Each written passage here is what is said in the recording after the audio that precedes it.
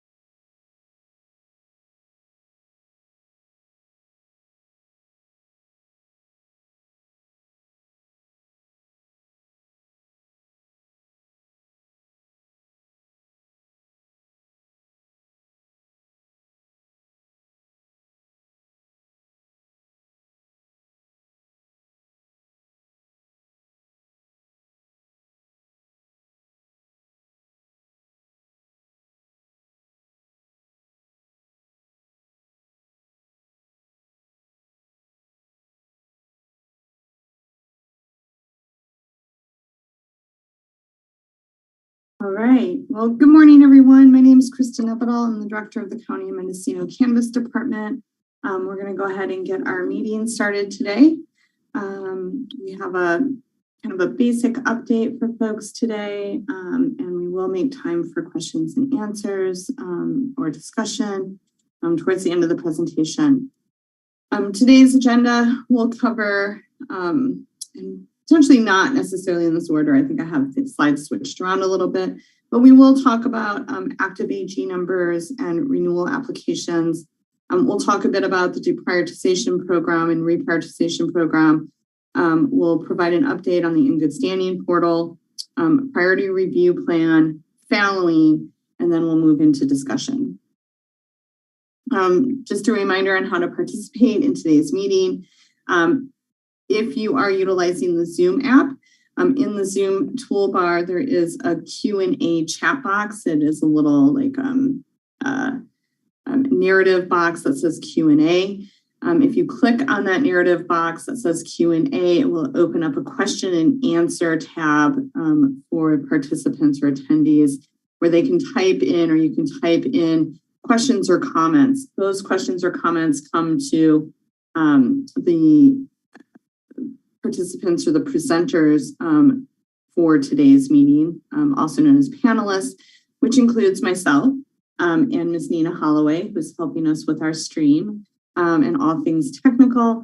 And then in the background, we've got Trish Tracy, who we appreciate joined the department and will also be assisting us with streaming and live meetings in the future. So if you are on the Zoom presentation or using the Zoom app and you would like to participate in discussion by providing oral comments or oral questions towards the end of the meeting, please feel free to go ahead and raise your hand. We'll use the raise hand feature specifically for oral comments. And on the Zoom app, the raise hand feature looks like a little hand and is in the toolbar, generally at the bottom of your screen or the top of your screen. If you are calling into today's meeting, you can access the raise hand feature by dialing *9 to raise your hand or *9 to lower your hand.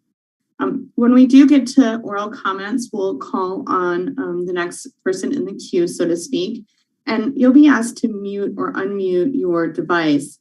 You can unmute your device using the Zoom app by clicking the microphone feature in the toolbar and or finding your identification box on the screen and clicking the blue mute or unmute key, which is generally found in the top right-hand corner of your ID box. If you're calling in today and not on the Zoom app, you can mute and unmute using *6. So let's go ahead and just dive into today's discussion. So lots of notable dates to discuss. So just a reminder, we are still closed. Our counter is still closed. We have made the move to Willits Justice Center and we'll reopen counter service at Willits Justice Center after Thanksgiving on, I believe the 28th is the date. Let me open my calendar really quick. Yes, so we'll be back in service with counter hours on November 28th at the Willits Justice Center, which is located at 125 East Commerce Street in Willits. On November 18th, we'll be having, which is a Friday, from 8:30 to 10 a.m., we'll have an update meeting. On November 30th, we'll be hosting our LEAP monthly meeting, and we apologize for having to cancel it this week. One of our core team members had a family emergency, which just made it not very feasible for us to host the meeting. So we will be back and hosting the November meeting on November 30th, and we apologize for that inconvenience. From December 1st to December 31st, applicants and permit holders can file their notice of fallowing for the 2023 cultivation season. This is the only time that applicants and permit holders can file a notice of fallowing for the 2023 cultivation season. And we'll talk a little more about the fallowing program towards the end of the presentation today. We'll have our December update meeting will be on December 2nd. On December 9th, we'll be having a LJAGP application review meeting. On December 12th, we'll be bringing items before the General Government Committee at the Board of Supervisor chambers in the afternoon. And on December 21st, we'll be holding our monthly LEAP meeting. We will be closed for the holidays from December 23rd through January 6th. This will give staff the ability to observe the holidays, but also we'll be conducting staff and contractor training. On January 16th, from January 16th of 2023 through February 10th of 2023, we'll be accepting local jurisdiction assistance grant programs, otherwise known as LJAGP, direct grant applications. So this will be the first round of application submittal for LJAGP direct grants. So talking about deprioritization and some reprioritization statistics, just a reminder that on May 17th of 2022, the County of Mendocino's Board of Supervisors did direct department staff to prioritize the processing of applications that have active Department of Cannabis Control licenses and have paid any associated local cannabis business taxes. Immediately following this directive, the MCD staff did receive tax rolls, delinquent tax rolls from the treasurer tax collector's office, and started reconciling those lists with AG numbers that we have on file. In June of 2022, we sent deprioritization notices to those with delinquent taxes and or DCC compliance deficiencies who had submitted to the 2022 corrections portal. And then in July of 2022, we sent deprioritization letters or notices to those with delinquent taxes and or DCC compliance deficiencies that had a status of in good standing.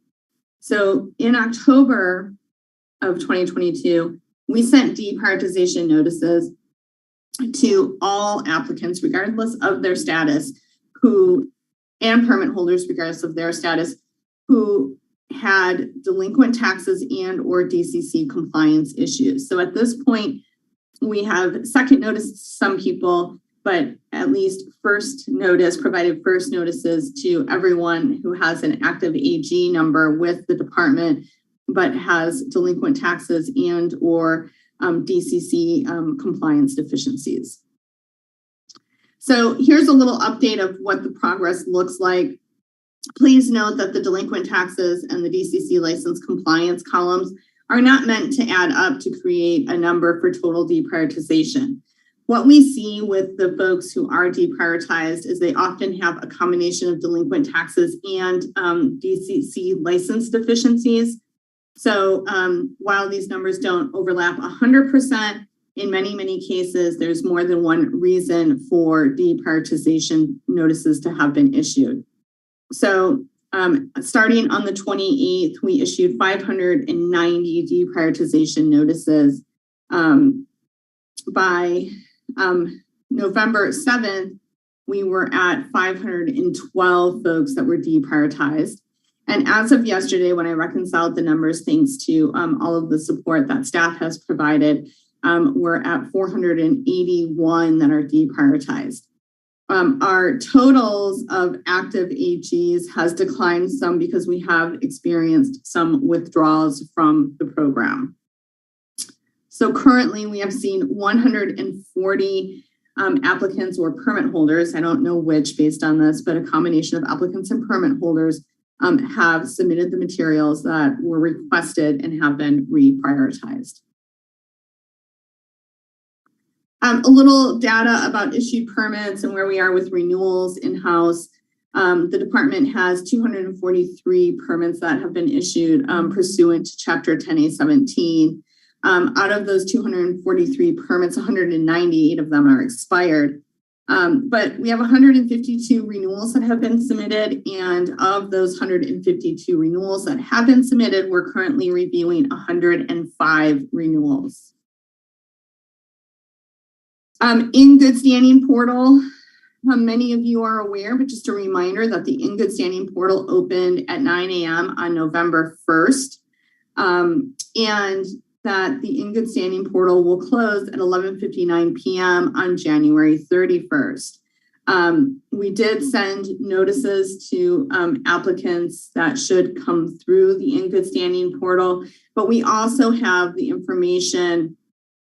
We also have the information available online. So if you go to the cannabis program website, you will be able to then go to the cannabis permit portal system, and you'll find additional information, including a list of those application numbers or AG numbers that should come through the in good standing portal.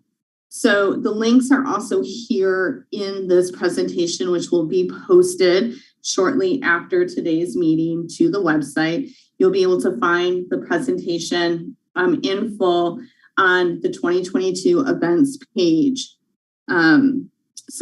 There's some great instructions in there, as well as a video or two that will show you how to navigate the portal, how to set up your account, how to navigate the questionnaire, and how to navigate the uploads page and submit, etc. But there is some pretty great information there on the website. So please utilize that as a resource. If you have questions, please do email mcdpod@mendocinocounty.org. So Really, all applicants with an in good standing status should submit complete applications through the portal. This includes those that have received a deprioritization notice due to delinquent taxes and or DCC licensing compliance issues. While we are asking, and we're definitely want everyone who's in good standing to submit, those of you who are deprioritized will not be reviewed until you've resolved all reasons associated with the deprioritization. But this really is the last portal opportunity to complete those applications. So please, if you have an in good standing status and you want to pursue your permit, you will need to submit complete application materials through the in good standing portal. Who is not eligible for the in good standing portal? No new applications can be submitted through the in good standing portal. It really is just for phase 1 applicants, and there's some phase 2 applicants that we've asked to come through because we don't have complete applications. But it really is for phase 1 and phase 2 applicants that need to come through the portal or who need to come through the portal to complete those applications. If you're an applicant who already completed the portal in 2021 or 2022, there's no need and you won't have access to the in good standing portal. Renewal applications may not be submitted through the portal. So really it's just folks on that in good standing list. Other than that, please, if you have questions, do contact us by emailing mcdpod@mendocinocounty.org. How does the application review process work for the in good standing portal? Well, we opened it on November 1st of 2022. And then on November 14th, we received our first round of applications that had been submitted to the portal. At that point, we received 6 applications. So only 6 folks had submitted their materials by the November 14th date. So we'll be reviewing those and then opening up the portal for any of those 6 individuals who need corrections. And we'll notify those folks what their status is and provide them a checklist. But the portal will open for them should they need corrections on December 5th, which at that time will receive all of the additional submissions that may have come in between December or November 14th and December 5th. So we're running an every 2-week cycle, right? Every 2 weeks we receive submissions and then we'll open up the portal for anyone who already submitted and has corrections to do. So we'll run this all the way through till the end of January. But it's really important to note that if you haven't submitted your application by January 2nd of 2023, you're not going to have an ability to utilize the portal to make corrections because you're going to miss that 2-week benchmark in order for us to open the portal for you. So really important, please submit no later than January 2nd if you plan to or hope to use the portal to conduct corrections. Some updates or just reminders really on provisional license renewals. So at the state level, the DCC requirements for provisional license renewals elevate on July 1st of 2023. So as of July 1st of 2023, if you're an applicant here in Mendocino and you have not completed your CEQA, in order for you to qualify for provisional license renewal, you will have to, or the department will have to verify that you have submitted a completed checklist to the department, right? So this is really important that on or after July 1st of 2023, in order to qualify for a provisional license renewal at the state, you'll have to have submitted a complete checklist to the Mendocino County Cannabis Department. Additionally, we're seeing that the California Department of Fish and Wildlife requirements elevate on July 1st of 2023. So on or after July 1st of 2023, in order for you to renew your provisional license, you'll also have to have either a final lake or streambed alteration agreement or a draft lake and streambed alteration agreement that has been signed by you, the applicant, and returned to the Department of Fish and Wildlife or written verification by the Department of Fish and Wildlife that a lake or streambed alteration agreement is not needed. So notifications will not be an option for compliance on or after July 1st of 2023. They will not qualify you for a provisional license renewal. Additionally, on July 1st and after July 1st of 2023, a provisional license will not be renewed if the DCC is notified that there is a lack of compliance with Water Board, State Water Resource Control Board, water codes, or if the provisional license is not in compliance. Let's see, I need to move this. Is not in compliance with the terms of their lake or streambed alteration agreement or section 26060.1 of the Business and Professions Code. So really important to make sure that if you have violations, you're clearing those up in plenty of time to qualify for renewal on or after July 1st of 2023, and that you're moving your lake or streambed alteration agreement forward, and that you're prepping that checklist so you can get it into the department. So because of these elevated requirements, we will be implementing a priority review plan, which means that our initial priority for review will be the applications and the permits that we have in-house that are subject to provisional license renewal in July of 2023.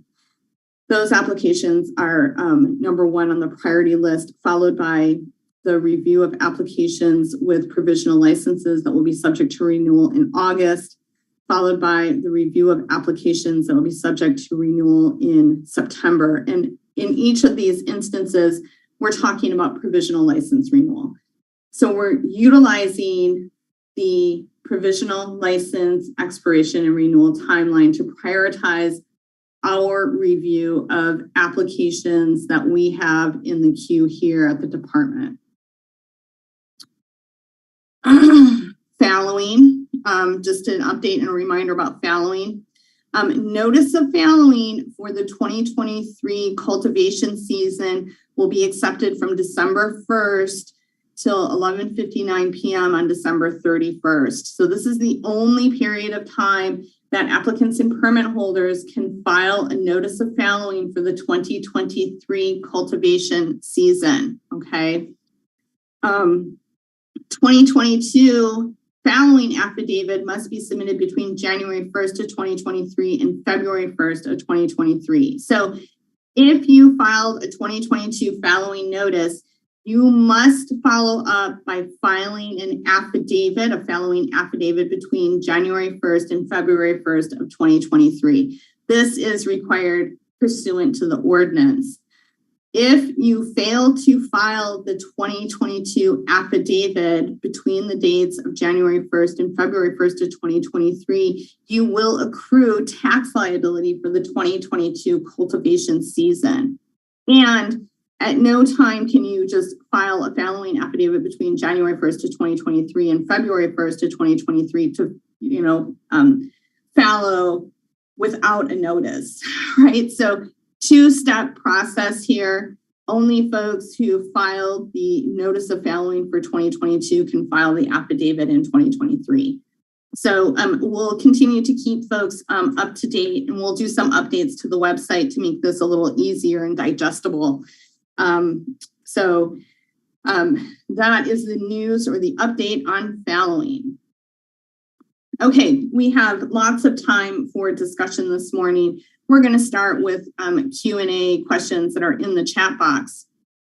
And then we'll go to folks who have their hand raised. So just a reminder, you can add questions to the Q&A feature by opening the Q&A chat box if you are utilizing the Zoom app.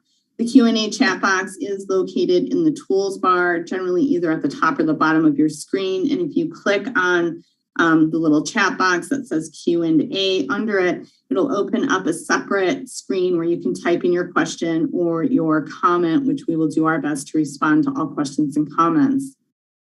Only panelists will see the questions or the comments unless we choose to respond to the question or comment in writing. Then all participants or attendees in today's meeting will have an opportunity to see not only the question or the comment that was asked or entered, but also the response from the department.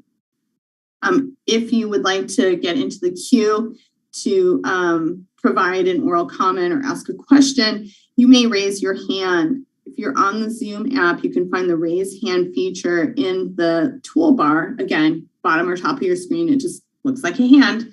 So clicking that will raise your hand. Clicking it again will lower it. But if you're calling in today and you'd like to get in the queue for an oral question or comment, please do dial *9 on your phone, and that will raise your hand so that we can call on you to make your comment or ask your question. Once we call on you to make your comment or ask your question, you will be asked to unmute your device. If you are on the Zoom app, there is a microphone that says mute under it that you can utilize to mute and unmute yourself at the appropriate times. And if you're calling in today and not using the Zoom app, you can use *6 when asked to unmute your phone so that you can make your comment. A couple questions have come in, so we're going to go ahead and roll through those before we go to folks who have their hands raised in the queue. So a question about why only 2/3 of the submitted renewals are being reviewed. And that's simply because we only have so much staff and I can't overload them. So there's no point in trying to assign all of the renewals to staff that doesn't have the bandwidth to conduct those reviews. So we will continue to assign as renewed permits are issued. But right now the queue is longer than we have staff to manage. Why is so much time being spent kicking people out of the program as opposed to getting people through the program? The DCC takes 5 minutes to renew a permit. Well, the cannabis department will also eventually take much less time to renew a permit. But again, out of the 243 or so issued permits that the county has issued, I would say 95% of them were issued without environmental review. So they don't have sensitive species habitat review. They don't have AQMD review, right? They are incomplete applications that were granted permits. So we are focused on completing those application packets, ensuring that the referrals happen so that we can determine whether or not that project meets the performance standards. And if we don't do that, there will be no way to take in and process an Appendix G paperwork or document for those permit holders. So right now, we are doing a lot of housekeeping on these renewals. We also are still experiencing a lot of changes. People submit renewals and they've got all kinds of new stuff going on. And so it does take some time. They're more like renewing or reviewing a new application than they are a renewal. The vast majority of them have changes and or, as I mentioned, have never had environmental review conducted. In the future, once we clean these files up, we do anticipate that we will be able to pretty much automate the system where folks will apply for their renewal through Acela. They'll upload any additional documents that might be necessary. Staff will take a brief amount of time to verify those documents, and then the renewal will move forward in a much speedier manner. But again, until we complete these project files and conduct all of the environmental reviews, there's no way to expedite the renewal process. It is, in many instances, like looking at a new application for a new project.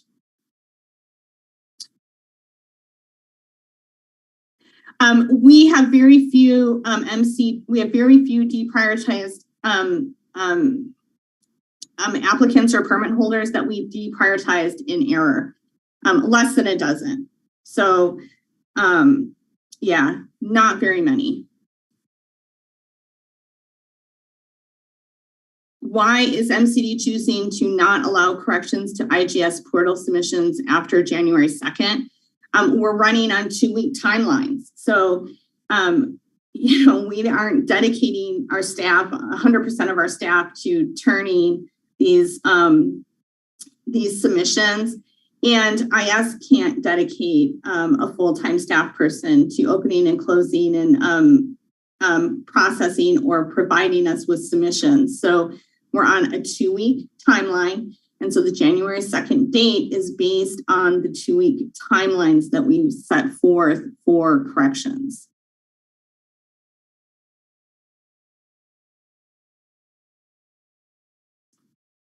If someone receives a deprioritization notice and then resubmits to the in good standing portal, is there a possibility of getting items kicked back that were previously deemed acceptable in a previous portal submission?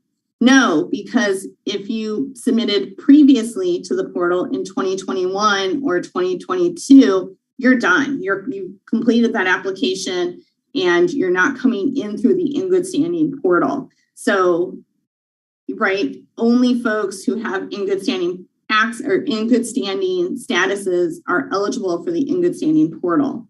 Folks who submitted in the 2021 portal and did corrections through the 2022 corrections portal are not eligible for the in good standing portal. So there would be no material overlap because there's no usage overlap.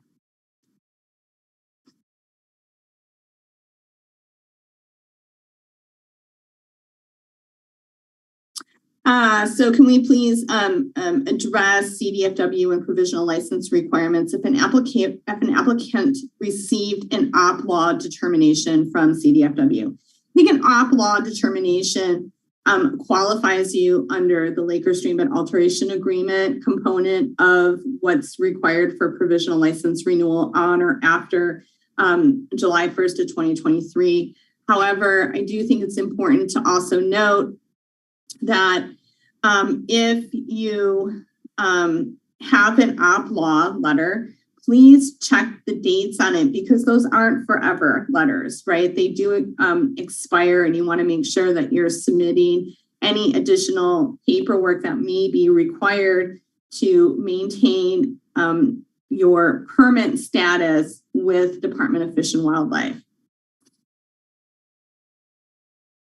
So CEQA review is not occurring, and it will not occur until we have contract planning staff trained and working through permits. And I also, depending on what that timing looks like and how quickly we can move through applications, we may not fully review CEQA documents until 2024. Simply what we're focused on right now is ensuring that applicants and permit holders are eligible for that renewal timeline as it elevates, as the environmental requirements elevate in 2023. So we have some time to complete our full review of CEQA documents. What we really need is a completed CEQA document submitted in time for you to be eligible for your provisional license renewal on or after July 1st of 2023.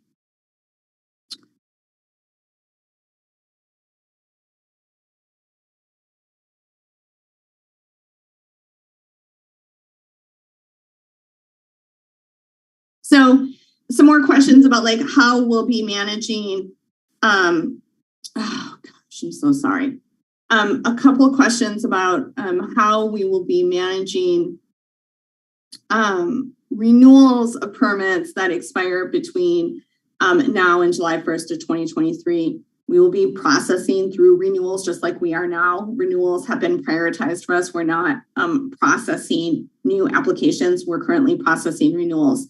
Renewals may be also sent to contract planners to free up time for staff or just make sure that we can spread the workflow adequately, to ensure that folks do qualify for provisional license renewal on or after July 1st of 2023. I cannot share what we will be talking about on the GGC, on the next GGC meeting. We are still working on the agenda and subsequent materials. And as far as LJAGP, will the review criteria and application materials be released in advance of the 12/9 meeting? We certainly hope so. However, that is the week that we will see the program manual go before the board. So it's a tight window. So we'll do our best.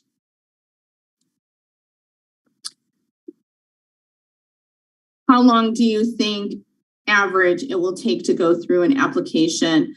This attendee says that she's guessing, since the department is working on hiring, that there is an average idea of how long it will take to review an application. We've assigned 200 hours to each application. That includes review, environmental review, and inspection. If your farm did a partial or decreased cultivation area for fallowing in 2022, are you eligible to fully fallow with zero cultivation for 2023 season? And the answer is absolutely. If someone submits a notice of fallowing in December for the 2023 season, can they change their mind and then plant in 2023? And absolutely, but you would be required to notify the department that you are retracting your fallowing notice.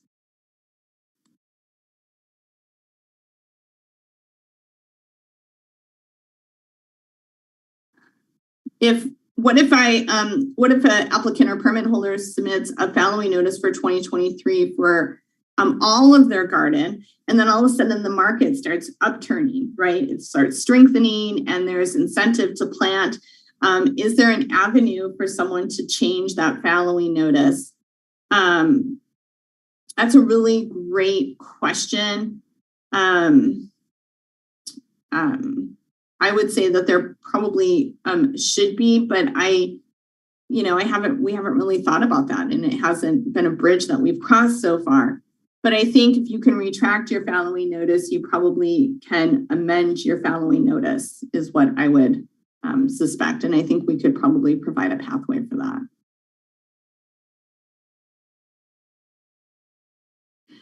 Because I set the 2-week timelines, it's not likely that they're carved in stone and the department can choose to extend the ability to do corrections. Well, this is not just about the department. So, it's not just department staff engaged in these portals. It takes a tremendous amount of informational services staff time to also assist with these portals. And it's not just about the department staff. So we aren't changing the 2-week timeline, right? We have the holidays going on. We set the schedule with informational services. They've scheduled their projects and their staff around limited access, around them having limited staffing that can support us in this in good standing portal. So, we are a team here at the county. It's not just cannabis department dictates how much time every other department's staff persons are going to work on cannabis related issues, right? We're a team, we're in a partnership with informational services. This works for their limited staffing and their availability, and we don't have the authority, nor would it be friendly, right, to just demand that they don't do other work and focus more so on cannabis and cannabis alone. So we're sticking with these timelines.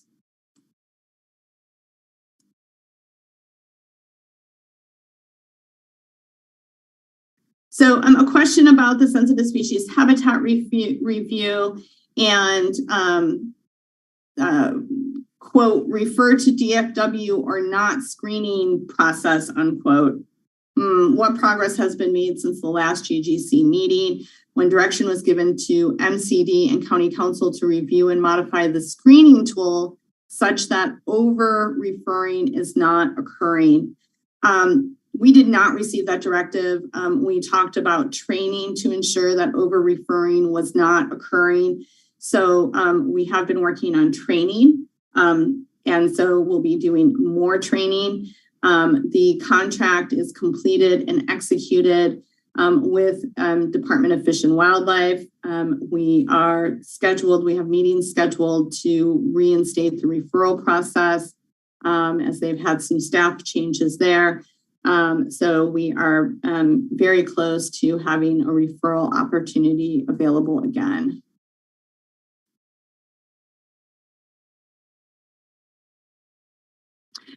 So the first batch of portal submissions was downloaded on November 14th and sent to us. We received 6 complete submissions, or 6, I don't even know how complete they are because I haven't reviewed them, but we received 6 submissions. We'll be reviewing those and responding to those 6 folks early next week to let them know whether or not they have corrections.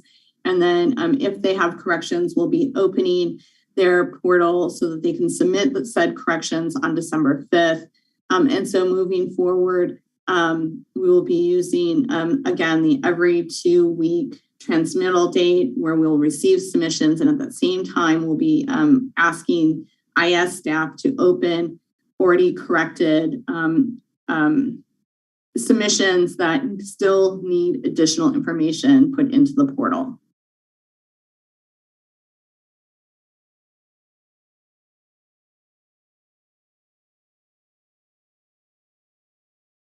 We don't know if MCD staff is going to do CEQA doc prep for LJAGP applicants if they choose that instead of hiring a private contractor. We have enrolled all of our planning staff in a CEQA training, which wraps up at the end of December. And the team that we're working with, or the teams that will be working with, of contract planners, are also experienced and will be capable of preparing CEQA documents, but the timeline for that occurring, when that occurs, and who that's available to has not yet been determined. I cannot respond to whether or not Appendix G checklist submitters or folks who submitted their Appendix G checklists in 2021 will have their submission reviewed before 2024. This is really a timeline issue, and it really will be determined based on getting through applications in a timely manner so that folks qualify for provisional license renewal on or after July 1st of 2023. That is our priority. We're not going to take on extra work that will in any way, shape, or form jeopardize our ability to ensure that folks are eligible for provisional license renewal. So again, our priority is ensuring that we've reviewed applications and set people up for success so that they qualify for provisional license renewal on or after July 1st of 2023. And we do not have to, or the applicant does not need to have received a verified checklist back from us to qualify for renewal on or after July 1st of 2023. So we're going to meet the benchmarks to ensure folks qualify for that renewal, and then we'll focus on picking up those Appendix Gs and completely reviewing them.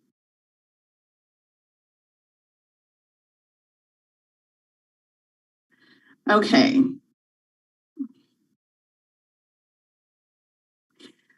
I understand, says one commenter, that you're in partnership with other departments in the county. Do you feel you're in partnership with applicants and permittees in the program? And I would say that, yeah, we do. We feel like we're doing our best, and we are fully committed to ensuring through our track of prioritization that folks qualify for provisional license renewal. That is our priority. We're not going to change that priority. So, we worked with the public to determine what the IGS portal would look like, what the timing would look like, how long it should be open, and the every 2-week part of the program that we announced well before we opened this program or this portal. We're sticking with it. And if there's corrections that need to happen after, we'll address that when we get there. But please don't wait until the last minute to submit your materials to the In Good Standing portal, right? It's been open for 2 weeks and we've gotten 6 submissions out of 143. So I know we've got holidays going on. I know folks are wrapping up harvest, but we did our best to accommodate folks based on what we heard from public comment, which is part of the partnership. Doing these meetings is part of the partnership that we're developing. Right? This is not something that has previously happened as frequently as we've been providing information, we hear that the public and the applicants and the permit holders want more information. They want more ability to ask questions, and we have done right around 50 meetings since the beginning of the year to try to accommodate folks for that. We held technical assistance meetings to try to accommodate folks and support our applicants and permit holders. So yes, we do feel like we are working in partnership with the applicants and the permit holders.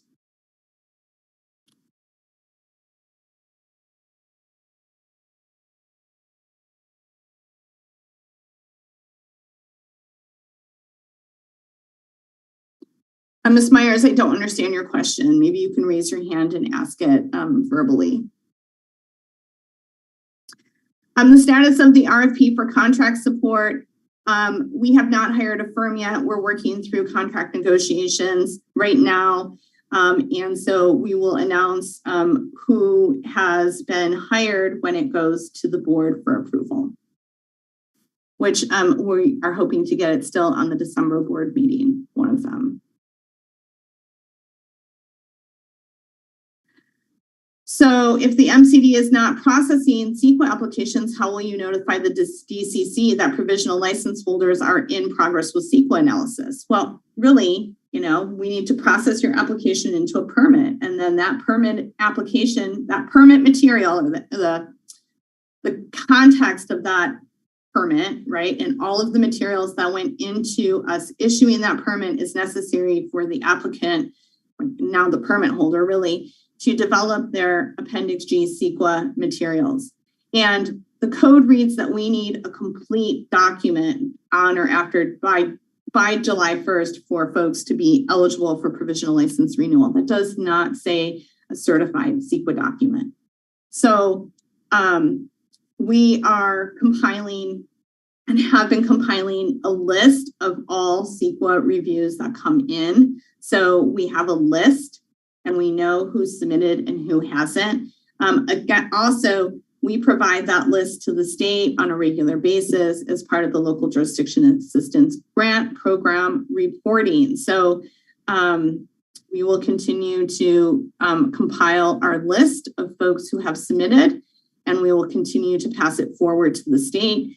And the state, I'm sure, on and after July 1st of 2023 will let us know through the local verification process if they have questions about someone's CEQA status. So I'm not, we're just doing the best we can. And we are tracking and providing and compiling a list of them. So next question before we go to raised hands, we have 3 hands raised. Please, if you would like to make a comment today or ask a question, you can use the raise hand feature found in your toolbar. If you're not on the Zoom platform today and you'd like to raise your hand to ask a question or a comment, you can use *9 on your phone to raise your hand. So going to the last question in the Q&A, could I clearly define who is part of and what is the in good standing category? So the in good standing categories were created based on a 2020 corrections letter program that was run by previous leadership. And as those materials came in, there were some flaws in that program in that there were no protocols put in place for applicant materials to be properly housed somewhere where we could look back on them and find what had been submitted. So we looked at a number of options about how to move people forward in a timely manner. And one option was conducting a forensic review of all of our files to try to piecemeal together what had come in 2020 and early 2021 that allowed an applicant to get this in good standing status, which again predates me, right? So the program was set up by previous leadership and it definitely had some faults in it. So what we did instead was create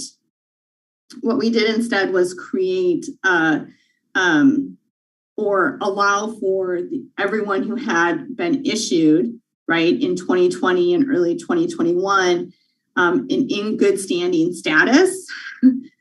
We are now bringing them through the portal to ensure that we have all of their current application materials and complete applications so that we can process those individuals.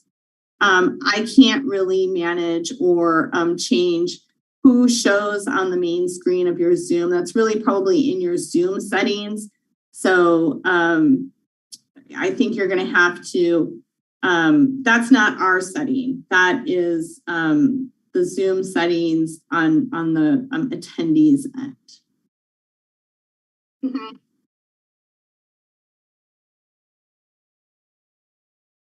I'm going to.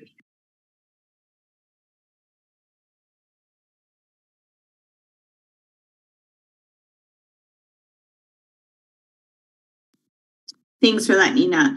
And sorry about the sound quality. We're having some technical glitches, which make Nina's microphone a little tricky today.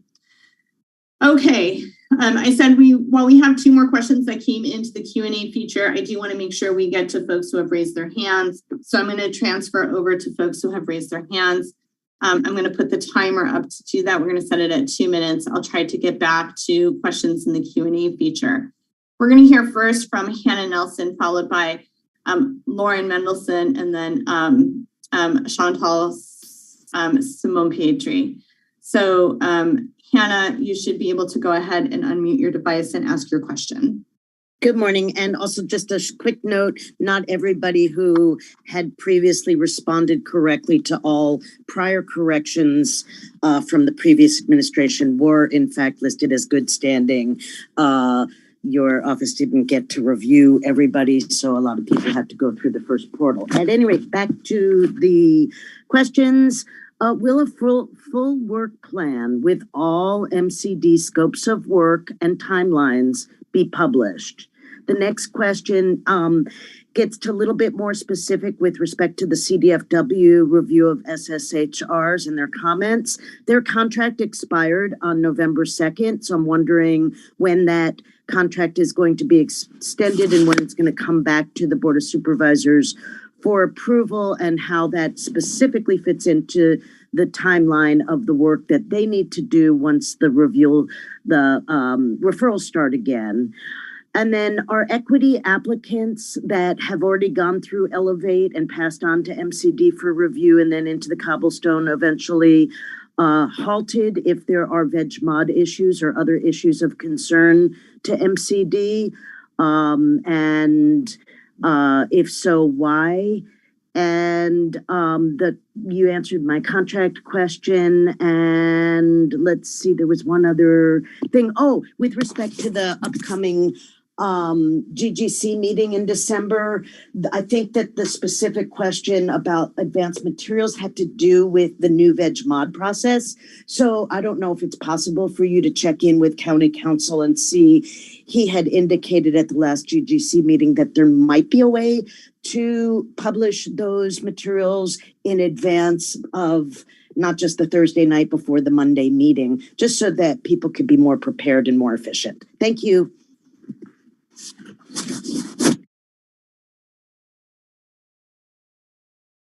Okay, running through these questions. We do not plan to provide a public work plan with full timelines, so that is not on our plate. The contract with DFW and the new contract I mentioned earlier, we have some meetings scheduled to square away all of those items, including invoicing and restarting the referral process. And so I cannot give you a timeline for when the new contract will come forward to the Board of Supervisors until we have been able to meet with DFW on next steps and reinstating reviews and receiving the invoice for the reviews that have already occurred. Equity, it is very possible that we will halt equity applications before they are executed due to compliance issues, right? So we have, we are not reviewing at least one equity agreement currently because of, well, actually 2 right now because of compliance issues. one due to VegMod, and so we aren't sure how to proceed with that applicant because of VegMod that occurred on their property, where they expanded their cultivation site into an area where trees were removed. Until we have a resolution for that applicant and the VegMod concerns, we will not be reviewing their grant application. In a second instance, we have an applicant that has applied for a tremendous amount of development in new structures that are outside of the premise of the permit that we issued. So until they've completed their modification and their renewal, we have no ability to provide them funding for project development outside of the premise that we issued the original permit for. So there are some instances where, because of what's being requested in that grant application and compliance issues on the ground that have not been resolved, that we cannot move forward with processing the equity grant application. DCC or GGC meeting coming up in December. We have been meeting weekly with county council to review, and outside council to review and put together VegMod resolution materials, so to speak, in time for the December GGC meeting. I think it's highly unlikely that we are going to publish the agenda early with those materials. But I can ask county council that question when we meet next week. We'll be going to our next caller, Lauren Mendelson, followed by Chantal. Lauren, you should be able to unmute your device and start your question or your comment. Yes, good morning, everyone. Thank you for this presentation. I've got a question about renewals and how that process is being handled. I'm currently working with someone who has been requested to provide materials within 15 days or else, so to speak, for a renewal. And a lot of these materials are the same items that folks in the In Good Standing portal are now being given a few months to submit their portal and get feedback. So my question is why the different treatment for folks who are going through the renewal process? Is that the standard process that is being followed with renewals, that people are giving 15 days to submit their renewal materials or their SOL? And I'm curious what the rationale is behind that. And I also just wanted to point out an instance where the MCD staff has been repeatedly reaching out to one of my clients about a permit number that is not in good standing anymore. And that number has been retired. And I've been going back and forth with a number of different staff people, and we just keep getting emails from different people about the same thing. And I'm just concerned about the lack of internal communication on these things. And it's causing a lot of stress in my clients. So, the main question has to do about the renewal process and why that strict timeline versus the extended portal process that is being given to folks in the In Good Standing. Thank you. Okay, renewals. So according to Chapter 10A17, a permit that is not renewed within 30 days of its expiration date is slated to be extinguished. And that we have not been enforcing because renewals or permits were originally issued erroneously. So because so many of the permits, probably upwards of 90% of them, were issued, again, without sensitive species habitat review, without AQMD review, without, complete site plans. I mean, there's a slew of incomplete materials associated with just about every permit that's been issued. So renewals, we are having a heck of a hard time getting people to respond to renewals. So they come in, they pay, we start working with them on renewals, we give them a corrections letter, and that renewal goes from taking 15 days to 30 days because of no response. And then we send another correction letter, and then it is now 2 months that we haven't heard back. And so I have renewals here in-house that we've been working on for over a year because of slow to no response from applicants. So yeah, we're pushing these timelines because they can't drag on forever. And they tend to drag on forever.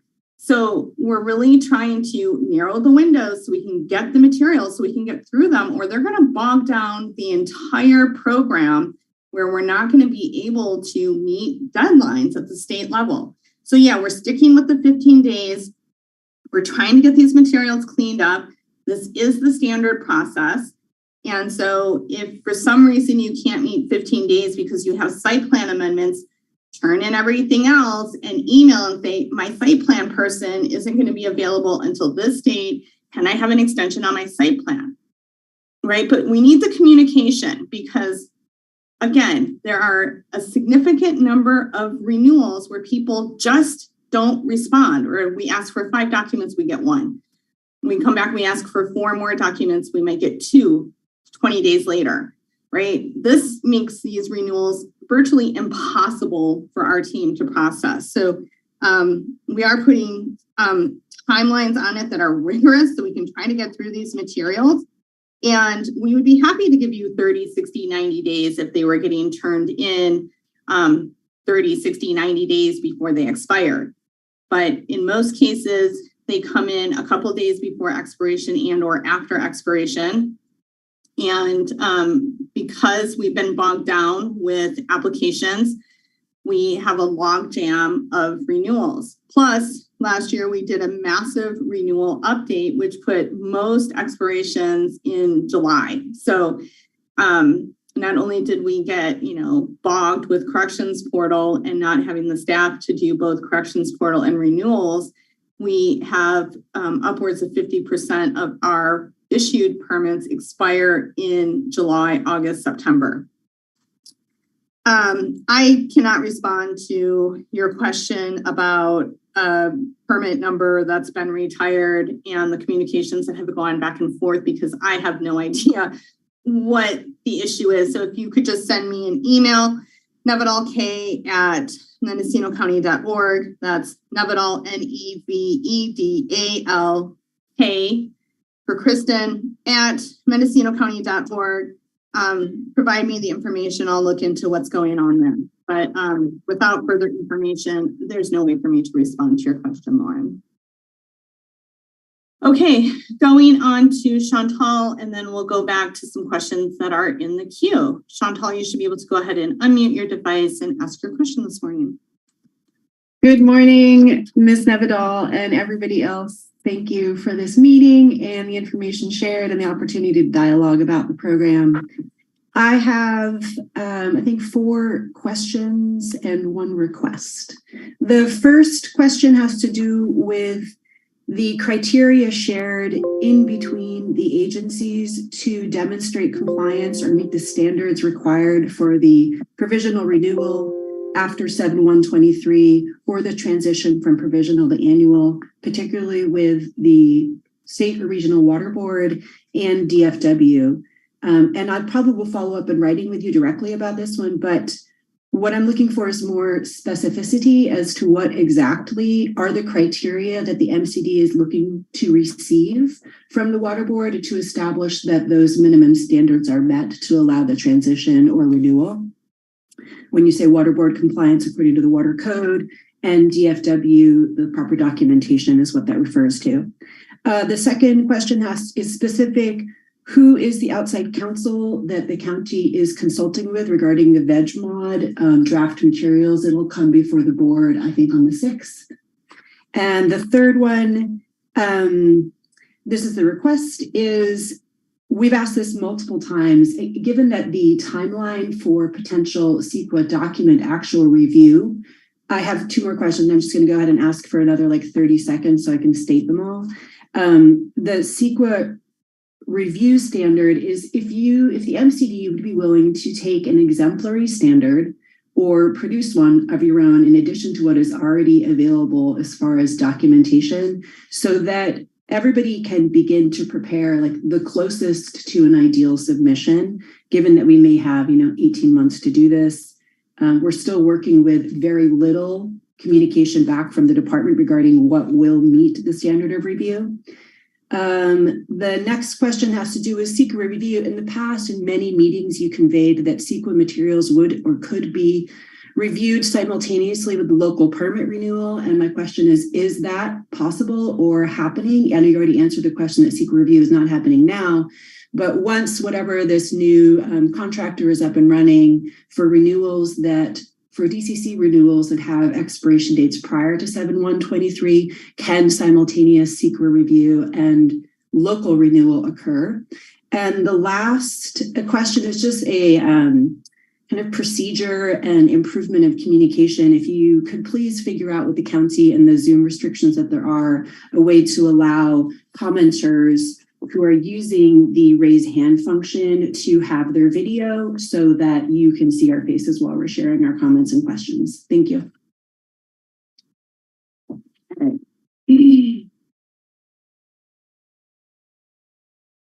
Okay.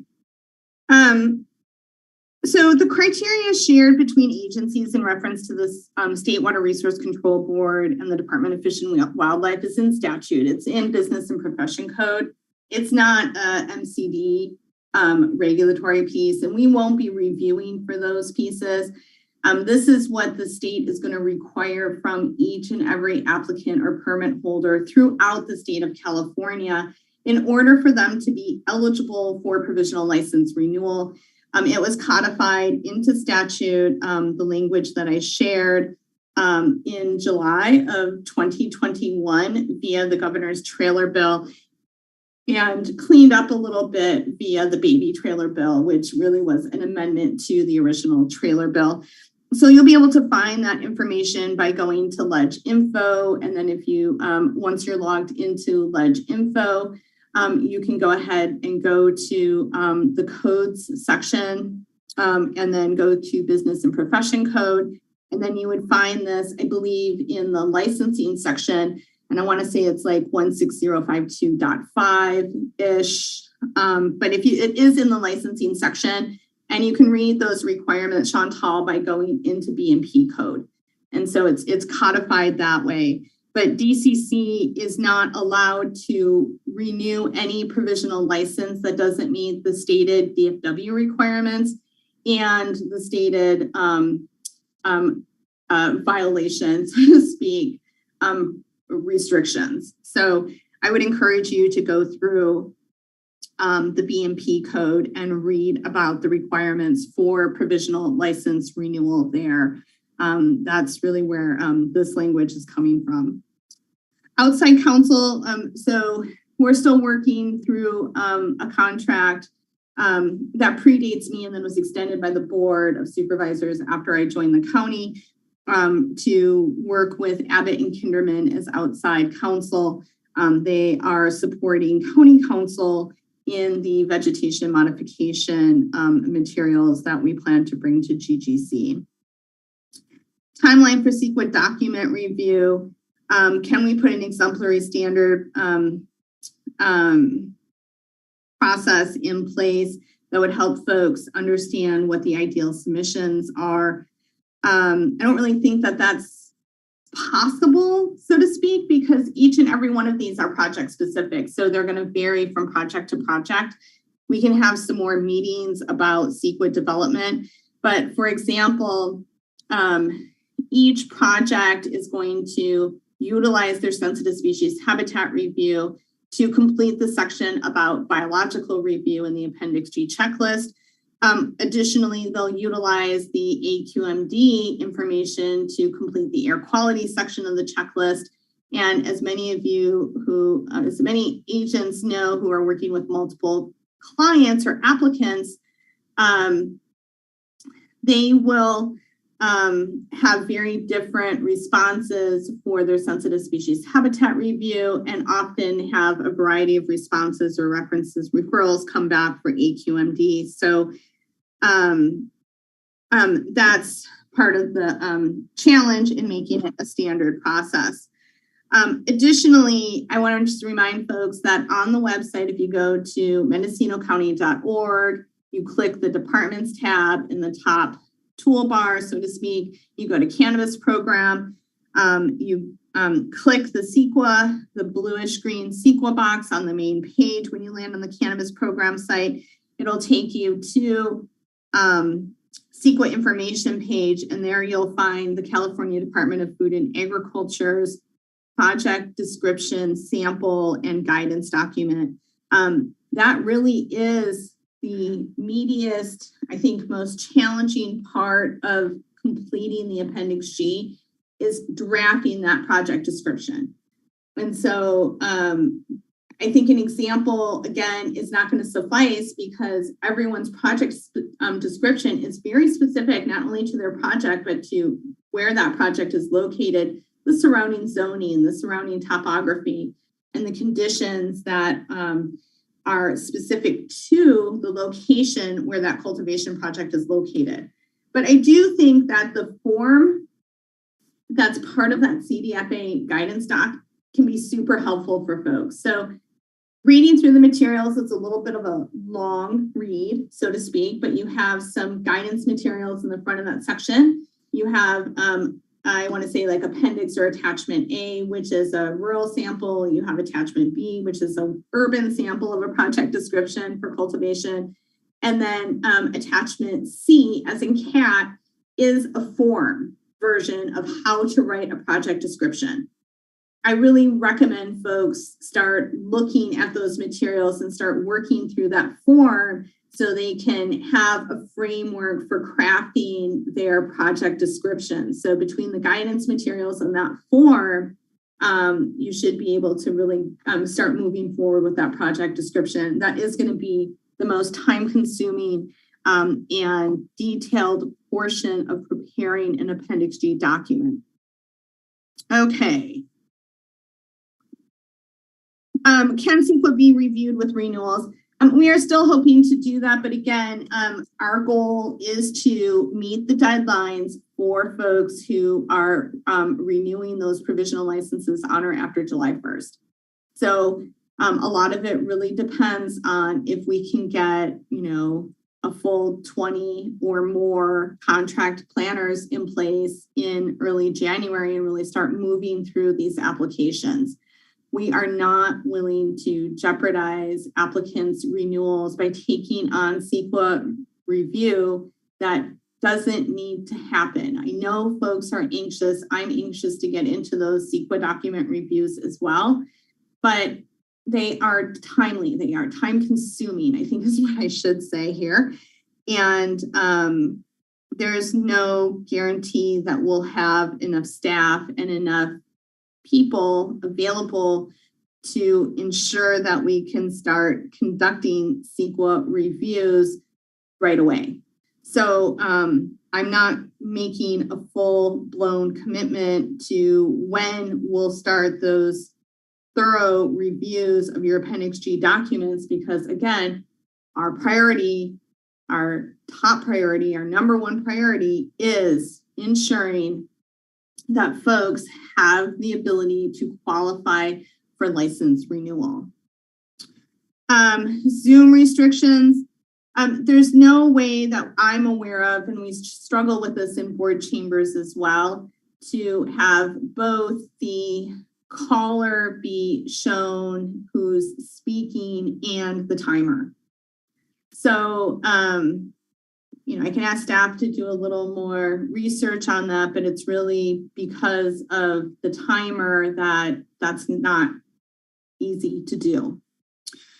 Okay, that is what we have for those questions. We got about 15 minutes left. I'm going to go back to what's in the Q&A box because we have another 5 questions that have come into the Q&A box, and I have no more raised hands. So, if CEQA review was submitted and accepted by the department, is it considered complete for the purposes of provisional license dates? And I would say yes, it is. Does the 200 hours include both application and CEQA processing? How many hours would be for application review and how many on average for CEQA review? And is the department planning on billing the applicant for any of this review time, and how will that be determined? 200 hours is an estimate, largely because there have not been time studies conducted. So we're estimating it will take 200 hours to do an application review, a CEQA review, and potentially conduct any necessary inspection. So we will be billing $600 and some odd change. I don't have it in front of me, but it is posted to the website. There is a CEQA fee. We'll be billing the CEQA fee to the permit holder when we assign the CEQA document for review. As we move into Acela, we will be doing time tracking.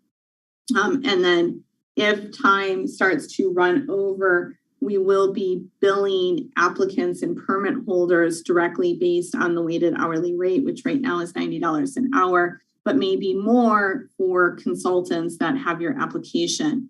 So until we have time tracking software in place, which the current systems we have been provided to work with don't have time tracking software. So until we have time tracking software in place, we will not be billing extra hours, although I can say that we are hemorrhaging funds because our permit fees do not cover the extensive review that's occurring by the department.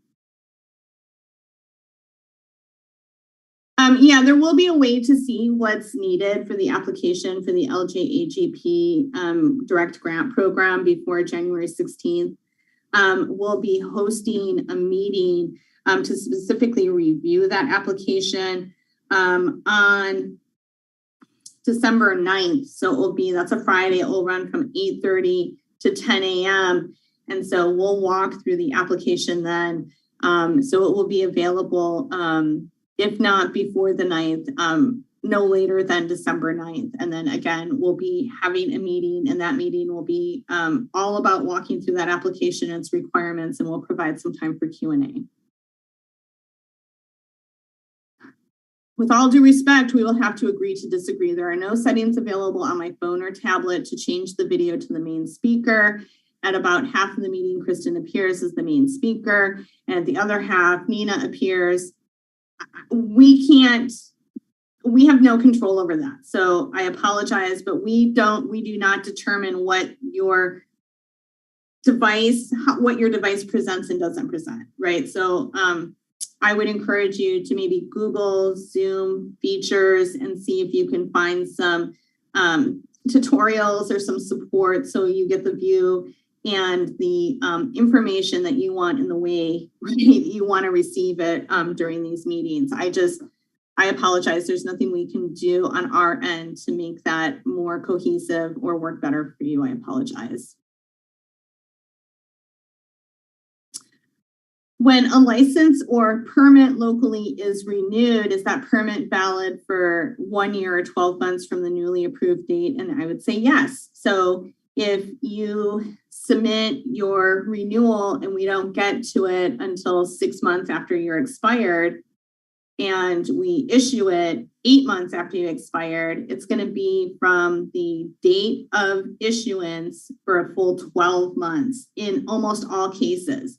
Now, there are some instances where we had an old system of folks not paying for that renewal until we issued it, right? We're done with that system. But in some instances, we had renewals that we had processed, that we had sent acceptance letters to the permit holder and told them to come pay for their renewal and pick up their permit, and then they didn't.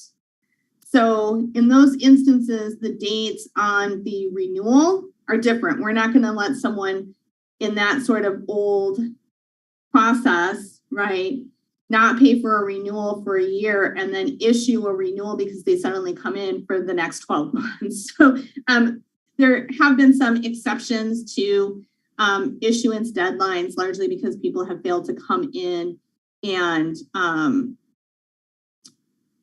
pay for renewals when we used to allow folks to submit their renewal application. We would review it and then have them pay upon issuance. So that created a hiccup for some folks in their timelines because they didn't come in and pay for the renewal in a timely fashion. But right now, you pay for your renewal before it's reviewed. And then when we issue that renewal, it's good for 12 months.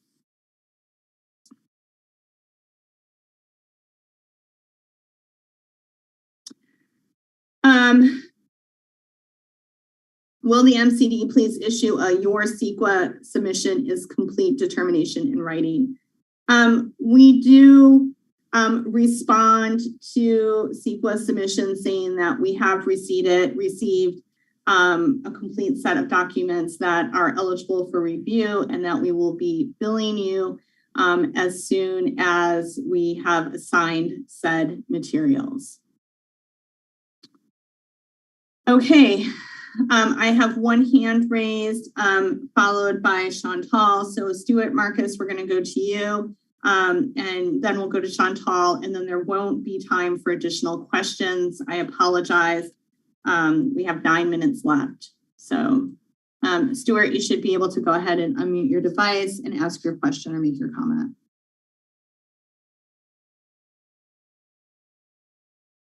Stuart, we cannot hear you.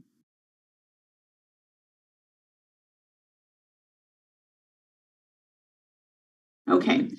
Stuart, I'm going to go ahead and remute your device so we can go ahead and go to the next person, and we'll come back to you if there's still time available. Chantal, you should be able to go ahead and unmute your device and ask your question or make your comment.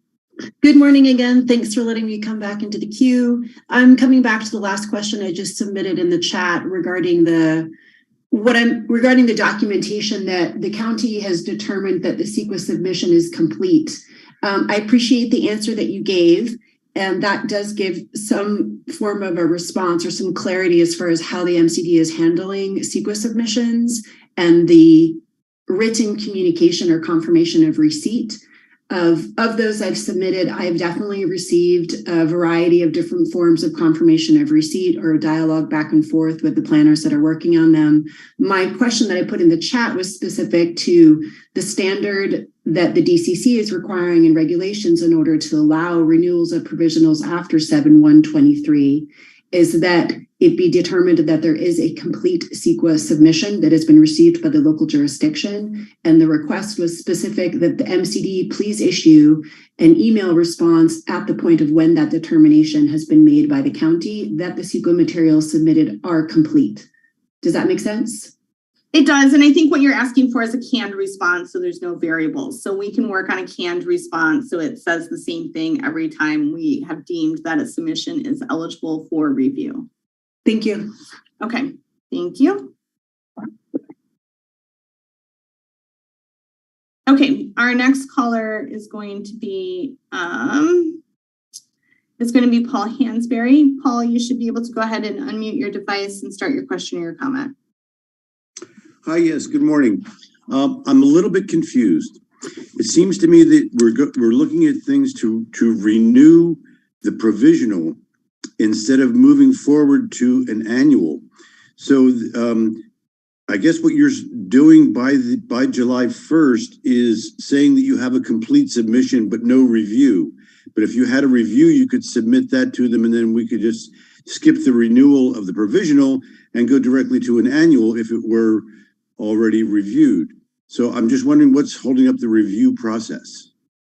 Staffing, Paul. I have limited staff. We're working on these contractors, and we are prioritizing keeping as many people in this program as possible, which means we have to do our best and make sure that we have a strategy in place to ensure that folks are eligible for provisional license renewal.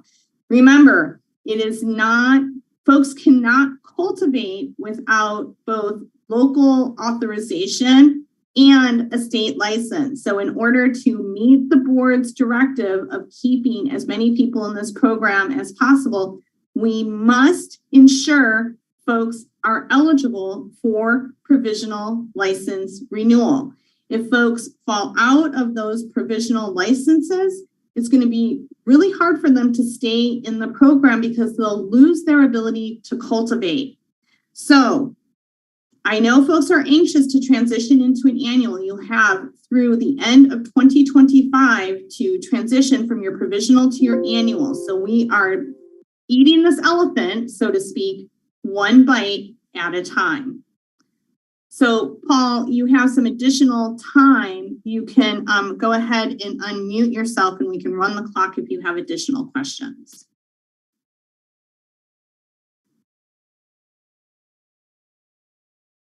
Paul, did you want to unmute yourself and ask additional questions?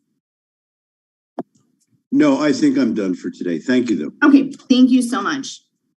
Okay, one last question in the chat. We'll go ahead and answer that before we sign off for today. Will the notice of following affidavit be uploaded to the forms area of the website before January 1st of 2023? And the answer is yes. I called County Council before this meeting. I was like, we didn't get this. Can you please provide it? So they're working on it and we'll get that up there just as soon as we receive it from County Council, but it is in process and we'll definitely make sure that it's up there and posted before January 1st. So those of you who filed notices of following for the 2022 season can go through the next step in ensuring you won't have tax liability, which is filling out that affidavit between January 1 and February 1 of 2023. And then we'll also make sure to continue to bring following up on our monthly meeting so that we provide updates for folks. All right, everyone, that is it for today. Thank you, Nina, and thank you, Trish, for supporting us in this meeting. And thank you all for joining and wishing you a fabulous weekend and a really lovely holiday. And remember, our counter service will open the Monday following Thanksgiving. So take care and stay safe out there, and we'll talk to you all soon. Bye now.